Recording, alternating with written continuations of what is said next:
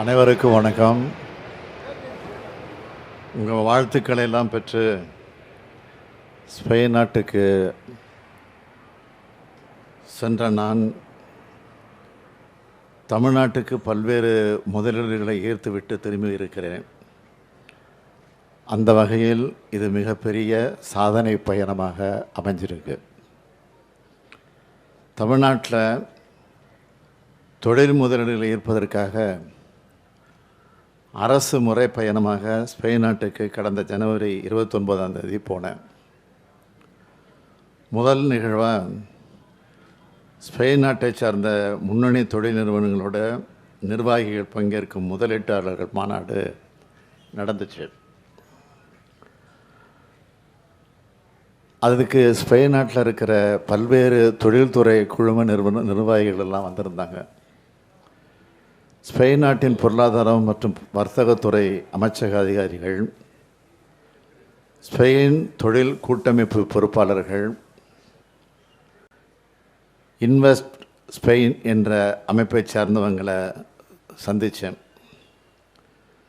தமிழ்நாட்டில் தொழில் தொடங்கிறதுக்கு இருக்கக்கூடிய உகந்த சூழல் பற்றி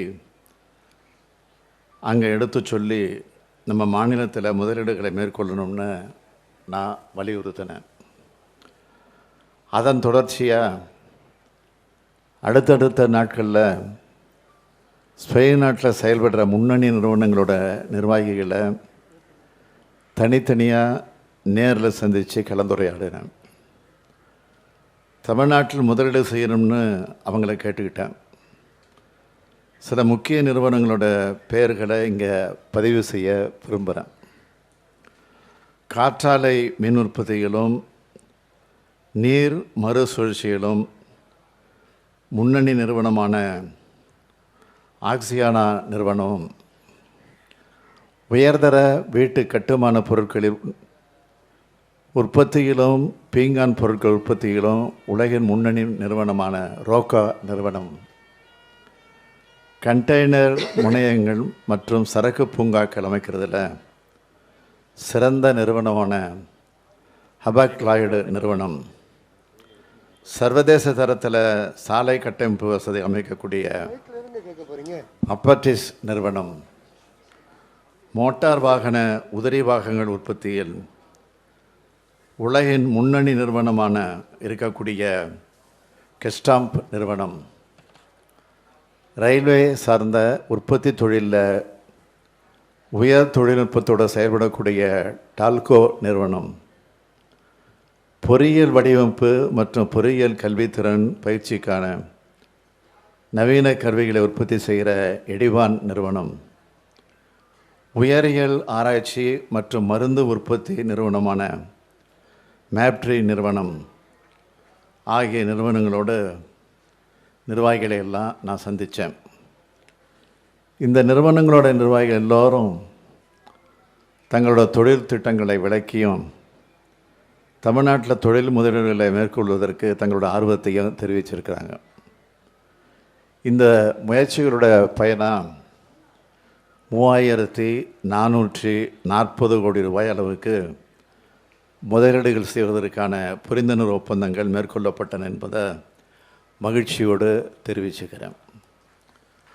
ஹபாக்லாய்டு நிறுவனம் 2500 கோடி ரூபாய் முதலீடு, எடிவான் நிறுவனம் 540 கோடி ரூபாய் முதலீடு, ரோக்கா நிறுவனமும் 400 கோடி ரூபாய் முதலீடு செய்வதற்காக உறுதியளிச்சிருக்கு.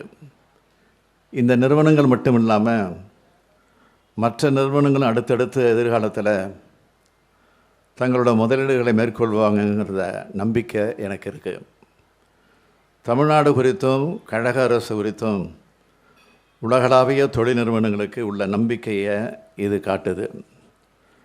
தமிழ்நாட்டின் தொழில் வளர்ச்சியையும் தமிழ்நாட்டின் பொருளாதார மேம்பாட்டையும் புகழ்ந்து உலக அளவில் முக்கிய பத்திரிகையான நியூயார்க் டைம்ஸ் வெளியிட்டுள்ள செய்தியை நீங்கள் எல்லாரும் படிச்சிருப்பீங்க.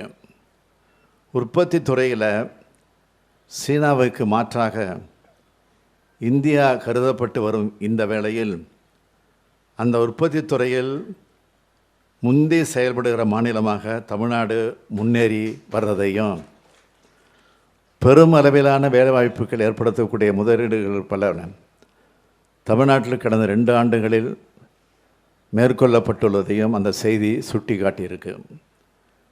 இந்தியா பயணிக்கக்கூடிய பாதையில் முந்தி பயணிப்பது மட்டுமல்ல, தமிழ்நாடு தனக்குன்னு தனிப்பாதை ஒன்றை வகுத்து செயல்பட்டு வரதாகவும் முதல் பக்கத்தில் நியூயார்க் டைம்ஸ் பத்திரிக்கை போட்டிருக்கு. அதை பாராட்டியும் இருக்குது. இது போன்ற பாராட்டுகள் தான் எங்களை மேலும் உற்சாகப்படுத்தி செயல்பட வைக்குது.